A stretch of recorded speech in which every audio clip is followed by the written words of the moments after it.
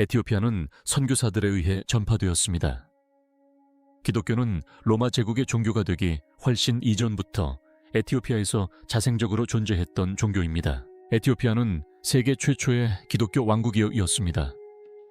1700년 된 에티오피아 문헌에 따르면 예수 그리스도는 부활 후 40일 동안 제자들에게 호흡법, 기도자세, 천사들의 진짜 이름, 천국문을 통과하는 암호, 그리고 사후세계의 7단계를 보여주는 지도를 가르쳤다고 합니다. 비유도 아니고 은유도 아닌 실용 설명서입니다. 서방교회는 발견하는 모든 사본을 불태워버렸습니다. 에티오피아 주교들은 발언권조차 주어지지 않은 공의회에서 이 사본들을 이단으로 선언했습니다. 그들은 신도들에게 이 정경이 완전하며 그렇지 않다고 말하는 사람은 누구든 속이는 자라고 말했습니다. 그러나 에티오피아 수도사들은 절벽에 새겨진 산속수도원에 사본들을 숨기고 60대에 걸쳐 손으로 필사했습니다. 이제 17세기 만에 처음으로 침묵이 깨졌습니다. 그리고 그 안에 담긴 내용은 구원, 기도, 그리고 죽음 이후 영혼의 최후에 대한 주류 기독교의 모든 가르침의 정면으로 도전하는 것입니다. 로마가 손댈 수 없었던 도서관, 바로 그곳이었습니다. 기독교 역사에 대해 여러분이 알고 있다고 생각했던 모든 것을 뒤집어 놓을 만한 사실이 있습니다. 에티오피아는 로마보다 먼저 기독교 국가였습니다. 이는 해석이 아니라 달력상의 사실입니다. 에자나 왕은 서기 300년대와 310년대에 악숨 제국의 공식 국교로 기독교를 선포했습니다. 로마는 서기 380년이 되어서야 공식적으로 기독교로 개종했습니다. 로마 제국이 기독교를 받아들이기 50년도 더 전에 아프리카의 한 왕국은 이미 교회를 짓고 성직자를 양성하고 찾을 수 있는 모든 사도들의 문서를 수집하고 있었습니다. 여기서 수집이라는 단어가 핵심입니다. 왜냐하면 에티오피아 교회가 그 문서들을 다룬 방식은 로마가 나중에 다룬 방식과는 근본적으로 달랐기 때문입니다. 로마 공의회는 어떤 문서를 성경에 포함하고 어떤 문서를 정죄할지 결정하기 위해 토론하고 논쟁하고 투표하고 제외했습니다. 에티오피아 정교회는 정반대의 접근 방식을 취했습니다. 사도적 전통에서 나온 텍스트라면 무엇이든 그대로 유지했습니다. 논쟁도 배제도 재량권도 없이 모든 것을 보존했습니다. 그 결과는 놀랍습니다. 개신교 성경은 66권, 가톨릭 성경은 73권인 반면 에티오피아 정경은 81권입니다. 하지만 여기서 중요한 점은 이 추가된 책들이 단순히 덧붙여진 것이 아니라는 것입니다. 각주나 부록 같은 것도 아닙니다.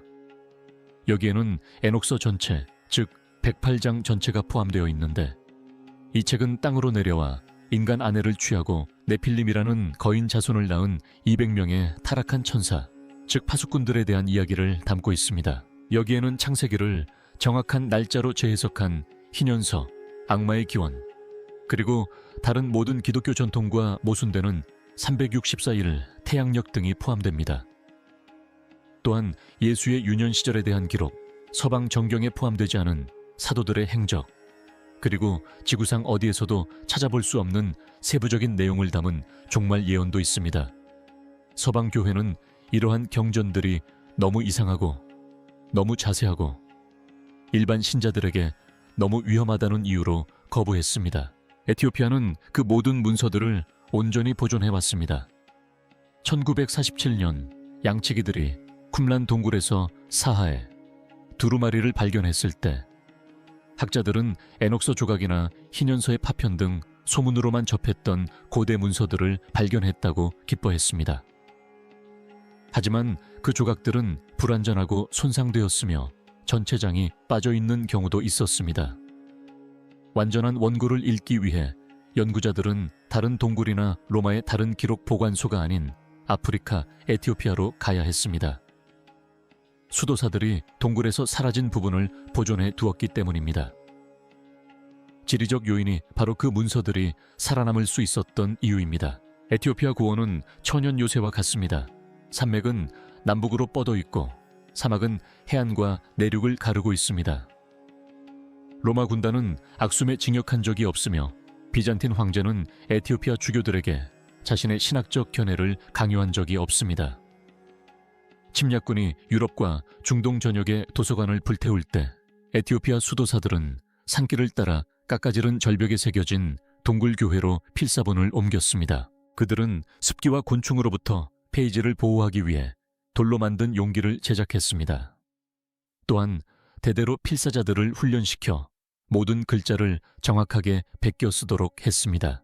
이 책의 첫 장에서 하나님은 천사에게 모세에게 쉰 개의 희년, 즉 49년 주기에 걸친 성경 역사를 기록한 천상의 석판 내용을 큰 소리로 읽어주라고 명령하십니다. 그들은 이 경전들을 박물관 유물처럼 취급하지 않았습니다. 매주 일요일 공공예배에서 낭독하고 가르침을 주고 기도에 활용했습니다. 에티오피아 정교회에게 이 경전들은 단순한 역사적 유물이 아닙니다. 매일의 예배를 형성하는 살아있는 경전입니다. 에티오피아는 로마가 파괴한 것을 지켜냈고 이 전통이 얼마나 오래되었는지에 대한 증거는 2010년 옥스퍼드 대학교 연구진이 에티오피아의 한 수도원에 보관된 채색 필사본인 가리마 복음서를 방사성 탄소 연대 측정법으로 기원전 390년경으로 추정하면서 나타났습니다. 이로써 가리마 복음서는 지구상에서 가장 오래된 기독교 필사본 중 하나가 되었습니다. 이 책의 페이지는 고대 기법으로 처리된 염소 가죽으로 만들어졌으며 잉크에는 금이 함유되어 있습니다. 사파에는 복음서 저자들의 전면 초상화, 정교한 기하학적 테두리, 1600년이 지난 지금도 생생한 색감 등 이후 수세기 동안 유럽 필사본에서는 찾아볼 수 없었던 수준의 예술적 정교함이 담겨 있습니다.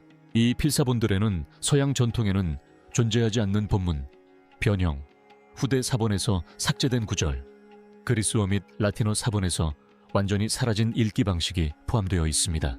수도사들은 유럽의 자료를 베끼지 않았습니다.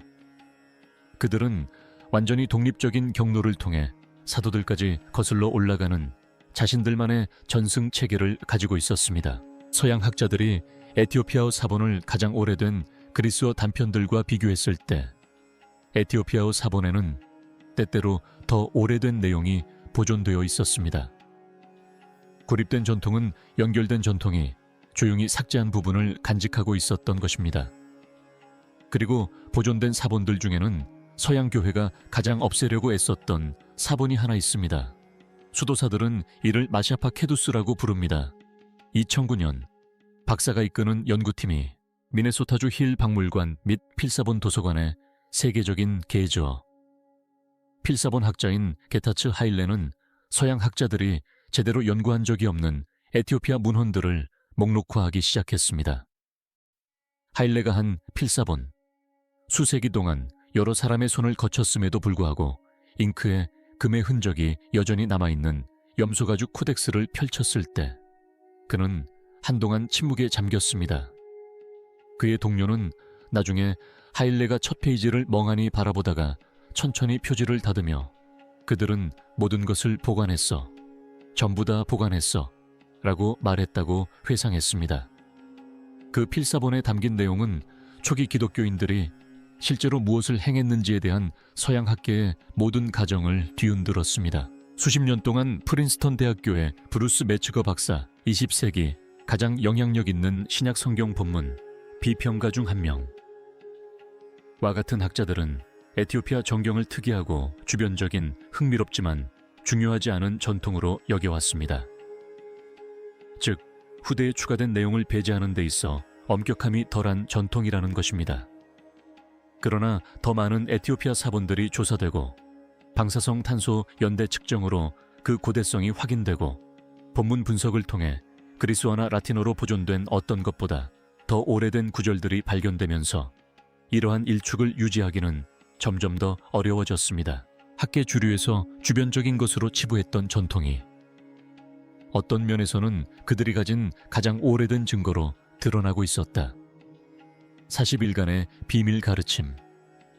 본문은 왠지 친숙하게 느껴질 만한 장면으로 시작하지만 금세 전혀 다른 이야기로 전환된다. 예수님은 죽으신 지 사흘째 되는 날 제자들 가운데 서 계신다. 그러나 서방 복음서에 기록된 짧은 부활 현현과는 달리 예수님은 제자들에게 놀라운 말씀을 하신다. 공적 사역은 준비 단계였습니다. 이제 진정한 가르침이 시작됩니다. 이어지는 40일간의 직접적인 가르침은 어떤 서양 성경에도 기록되지 않았습니다. 이 가르침은 몸, 즉 각각 특정한 영적 기능을 지닌 7가지 기도 자세에서 시작됩니다. 팔을 들어 올린 채 서 있으면 기도하는 이는 찬양의 천사들과 연결됩니다. 이마를 땅에 대고 엎드리면 신성한 가르침을 받을 수 있는 통로가 열립니다. 손을 가슴에 모으고 무릎을 꿇으면 본문에서 말하는 인봉, 즉 기도 중에 악령의 방해를 막는 보호막이 만들어집니다. 손바닥을 위로 향하게 하고 무릎 위에 앉으면 신성한 지혜를 받습니다. 완전히 항복하여 엎드리면 영혼이 변화를 받아들입니다. 이것들은 비유가 아닙니다. 이것들은 정확한 적용이 필요한 기술들입니다. 아침 기도에는 저녁 기도와 다른 자세가 필요합니다. 치유를 위한 기도와 인도하심을 위한 기도는 다른 자세를 취합니다. 본문은 구체적이고 실용적이며 마치 누군가가 매일 사용해야 할 지침서처럼 읽힙니다. 그 다음에는 호흡법이 나옵니다. 3초간 숨을 들이쉬고 7초간 숨을 멈춘 후 4초간 숨을 내쉬는 리듬. 경전에서는 이 리듬이 심장 박동을 늦추고 마음의 소음을 잠재우며 내면의 눈, 즉 영적 현실을 직접적으로 인지할 수 있는 능력을 열어준다고 합니다. 제자들은 이 리듬을 몇 시간씩 연습합니다. 경전에서는 숙달에 이르려면 40일 동안 꾸준히 노력해야 한다고 합니다. 그래서 가르침이 정확히 40일 동안 지속된 것입니다. 단순히 상징적인 숫자가 아니라 훈련 일정이었던 것입니다. 하지만 여기에 함정이 있습니다. 자세와 호흡은 단지 준비 단계일 뿐입니다. 그것들은 가르침 그 자체가 아닙니다. 그것들은 진정한 가르침을 가능하게 하는 행위입니다. 왜냐하면 그 후에 천사들의 이름이 나오기 때문입니다. 대부분의 서양 기독교인들이 들어본 적 있는 두 천사, 미카엘과 가브리엘만이 아닙니다. 마샤파 케두사는 사후 영혼을 인도하는 천사 수리엘, 무고한 자에게 해를 끼치는 자들에게 신성한 심판을 내리는 라구엘, 다른 영혼에게 죄를 지은 영혼을 지키는 사라카엘, 그리고 부활을 주관하고 정해진 때에 죽은 자를 깨우는 레미엘의 이름을 언급합니다. 회개를 주관하고 영생을 상속받을 자들에게 희망을 주는 파누엘. 각 천사는 저마다의 역할을 가지고 있습니다. 각각의 영들은 이름으로 부를 수 있습니다. 각 영들은 본문에 자세히 설명된 특정한 기도에 응답합니다. 누군가 당신이 이 사실을 알지 못하게 하려고 작정한 것 같습니다.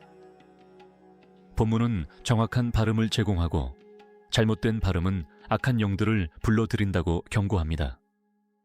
또한 영적 성장을 방해하는 악령들의 이름을 명시합니다. 기도 중에 마음을 흐리게 하는 혼란의 영들은 아무런 결론도 나지 않는 맴도는 생각으로 알아볼 수 있습니다. 기도가 무의미하다고 속삭이는 의심의 영들은 돌파구를 찾기 직전에 갑자기 포기하고 싶은 충동으로 알아볼 수 있습니다. 중요한 순간에 주의를 산만하게 하는 방해의 영들은 쉽게 미룰 수 있는 일상적인 일에 대한 조급한 생각으로 알아볼 수 있습니다. 마샤파 케두사는 각 영의 특징적인 접근 방식을 통해 각 영을 식별하는 방법, 예수께서 가르치신 특정한 구절들을 사용하여 각 영에 저항하는 방법, 그리고 그 영들을 다스리는 천사들의 이름을 사용하여 쫓아내는 방법을 가르칩니다. 이것은 묵상할 신학이 아닙니다. 이것은 전투 훈련입니다.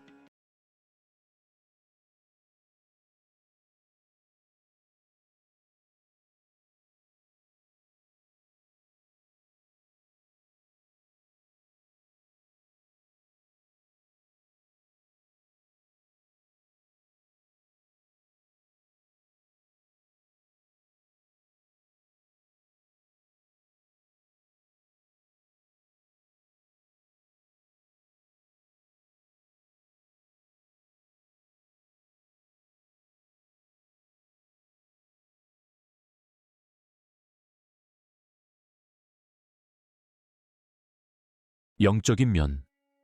만약 이 내용이 당신이 기독교에 대해 알고 있다고 생각했던 것을 바꾸고 있다면 지금 바로 구독하세요. 왜냐하면 본문에서 죽음에 대해 말하는 내용은 더욱 충격적이기 때문입니다.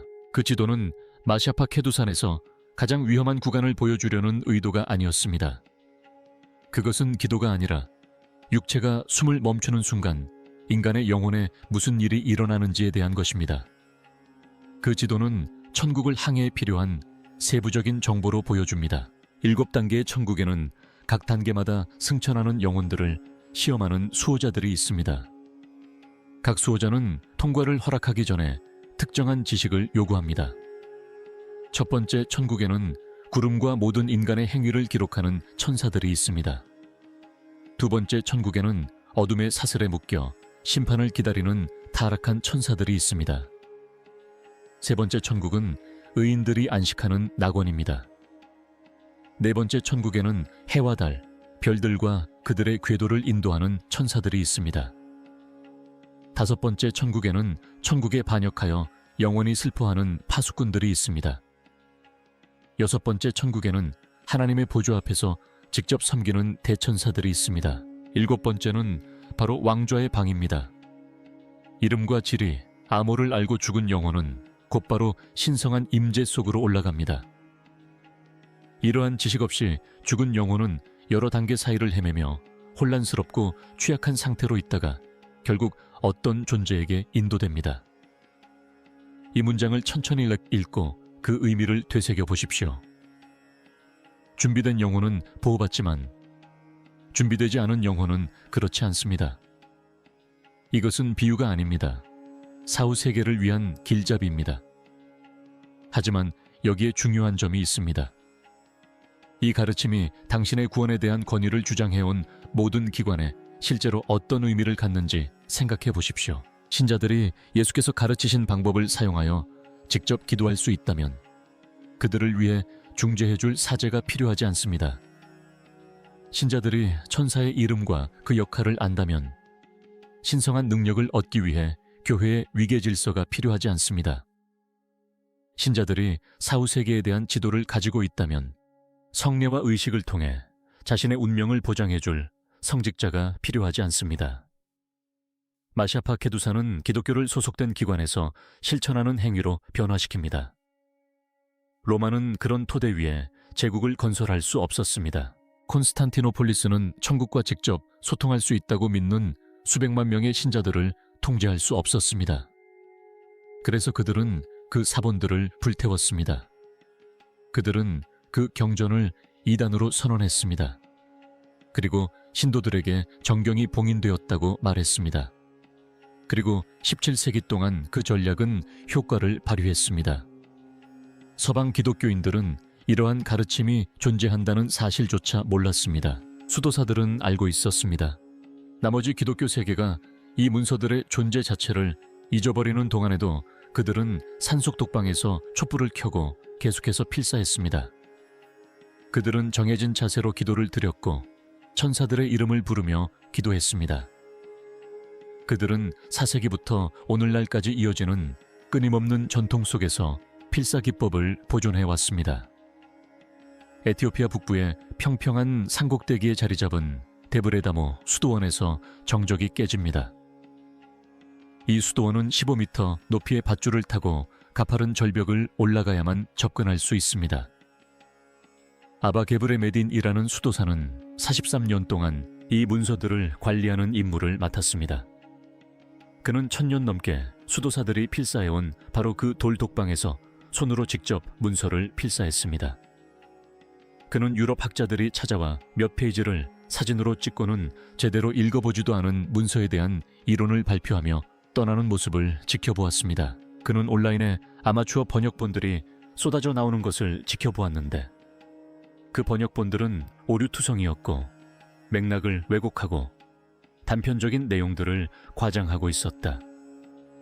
에티오피아 필사본 보존 프로젝트에 참여한 학자들의 증언에 따르면 2014년 게브레 메딘은 17세기 동안 지켜온 전통을 깨는 결정을 내렸다.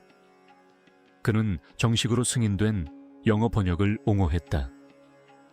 한 기록에 따르면 그가 첫 번째 필사본을 번역팀에 건네줄 때 그의 손은 약간 떨렸다. 나이 때문이 아니라 그가 하고 있는 일의 무게감 때문이었다. 60대에 걸친 승려들이 이 페이지들을 지켜왔다. 그가 이 페이지들을 세상에 내놓기로 결정한 것이다. 시기가 적절하다고 느껴서가 아니라 다른 대안이 더 나쁜 결과를 초래할 것이기 때문이었다. 진실을 밝히는 것보다 왜곡하는 것이 더 위험했다. 껌했다. 침묵은 더 이상 경전을 보호하지 못했다. 오히려 다른 사람들이 경전을 왜곡해서 말하도록 부추기는 것이었다. 수도사들은 유럽과 북미 전역에서 기독교가 겪고 있는 일들을 목격했다. 교회는 텅 비어가고 젊은이들은 기록적인 수로 제도권 종교를 떠나고 있었다. 수백만 명이 스스로를 종교적이지는 않지만 영적인 사람이라고 묘사했다. 주류가 줄 수 없는 무언가를 찾아 헤매던 승려들은 서구가 무엇을 잃었는지, 그리고 자신들이 여전히 무엇을 가지고 있는지를 깨달았습니다. 변화를 가져오는 가르침, 직접적인 경험을 선사하는 수행법, 제도적 허가 없이 개인을 신과 연결하는 기법들. 1. 700년 동안 지켜온 것으로 충분했습니다. 그들은 진실이 알려지기를 원한다고 결론지었습니다. 모든 것을 바꾸는 질문. 에티오피아 기독교가 완벽한가 하는 질문은 결코 아니었습니다. 어떤 전통도 완벽하지 않으니까요. 질문은 서구 기독교가 완전한가 하는 것이었습니다. 증거는 아니라고 말합니다. 무언가가 사라졌습니다. 20억 명이 믿는 종교에서 의도적으로 제외된 내용이 하나 있습니다. 그리고 제외된 내용은 여전히 존재하며 세상 사람들이 그 내용의 존재 자체를 잊어버렸을 때조차도 사라지지 않도록 지켜온 승려들에 의해 보존되어 왔습니다. 마샤파케두사는 부활하신 예수님께서 직접 사용하셨던 기도 기법들을 기술하고 있습니다. 천사들의 이름과 그들의 구체적인 역할을 명시하고 천국의 구조와 각문을 지키는 수호자들을 묘사합니다. 또한 기꺼이 수행하려는 사람이라면 누구나 신성한 실체에 직접 접근할 수 있다고 약속합니다. 나아가 일반 신자들이 하나님께 나아가기 위해서는 권위 있는 중개자가 필요하다는 제도적 기독교의 가장 근본적인 전제에 도전합니다. 에티오피아 승려들은 오늘날에도 고원 곳곳에 흩어져 있는 수도원에서 이러한 수행법을 여전히 실천하고 있습니다. 그들은 고대의 자세를 취하며 몇 시간씩 기도하고 서양의 수도 생활이 비교적 편안해 보일 정도로 엄격한 금식을 합니다. 또한 1000년 전에 유럽 예배에서 사라진 음계와 리듬으로 찬송가를 부르고 환상을 본다고 합니다. 그들은 천사들의 이름을 직접 부르며 그들과 만난 경험을 이야기합니다. 그리고 16세기 동안 꾸준히 무언가를 시험해온 사람들처럼 조용하지만 확신에 찬 어조로 그 가르침이 효과가 있다고 말합니다. 그래서 그들은 그것들을 보호했습니다. 그래서 그들은 촛불과 믿음만으로 밝혀진 작은 방에서 대대로 손으로 그것들을 필사했습니다. 그래서 그들은 산속 누구도 그것들의 존폐에 신경 쓰지 않을 때조차도 그것들이 사라지도록 내버려 두지 않았습니다. 당신의 성경은 66권, 어쩌면 73권으로 이루어져 있습니다. 에티오피아 수도사들은 그것으로는 충분하지 않다고 말합니다. 그들은 당신에게서 빼앗긴 페이지들을 가지고 있습니다. 그들은 당신의 전통에서 결코 가르쳐주지 않았던 기도 기법들을 가지고 있습니다. 그들은 당신의 경전에서 지워진 천사들의 이름들을 가지고 있습니다. 그들은 일반 신자들이 소유하기에는 너무 위험하다고 선언된 천국의 지도를 가지고 있었습니다. 그리고 17세기 동안의 침묵 끝에 마침내 세상에 그 금지된 페이지를 공개합니다. 금지된 페이지가 번역된 것입니다. 비밀이 밝혀졌습니다. 1700년간의 억압이 끝났습니다. 그리고 거의 2000년 동안 감춰져 있던 것이 이제 찾으려는 의지만 있다면 누구든 볼 수 있게 되었습니다. 그래서 저는, 그리고 여러분도 마찬가지로 이 질문을 멈출 수 없습니다. 만약 이 가르침들이 정말로 초기 기독교 시대로 거슬러 올라가고 수도사들이 1600년이 넘는 세월 동안 끊임없이 보존해왔으며 학자들이 이제야 이 자료들의 진정한 고대성을 확인하기 시작했다면 에티오피아의 그 기록 보관소에는 아직 번역되지 않은 또 다른 무엇이 숨겨져 있을까요? 아래 댓글에 여러분의 생각을 남겨주세요. 이 사실이 여러분의 신앙에 어떤 변화를 가져왔는지, 그리고 무엇이 누락되었고 왜 누락되었는지에 대해 의문을 품게 되었는지 궁금합니다. 혹시 다른 억압된 텍스트나 숨겨진 가르침에 대해 들어보신 적이 있다면 공유해주세요. 이 커뮤니티는 수천 년 동안 묻혀있던 것들을 함께 발굴하고 있습니다. 이 내용이 흥미로웠다면 좋아요 버튼을 누르고 구독해주세요. 우리는 매주 이와 같은 자료들을 발굴하며 17세기 전에 제도권 교회가 끊어버리려 했던 실마리들을 다시 찾아내고 있습니다. 마시아파 케두사는 단지 시작일 뿐입니다. 에티오피아 고원에는 영어로 번역되지 않은 수천 점의 사본들이 있습니다. 예수의 어린 시절에 대한 기록이나 서구 세계가 들어본 적 없는 사도행전 같은 것들 말입니다. 지구상 어디에서도 찾아볼 수 없는 세부적인 내용이 담긴 예언들입니다. 장담하건대 다음에 펼쳐질 이야기는 절대 놓치고 싶지 않으실 겁니다.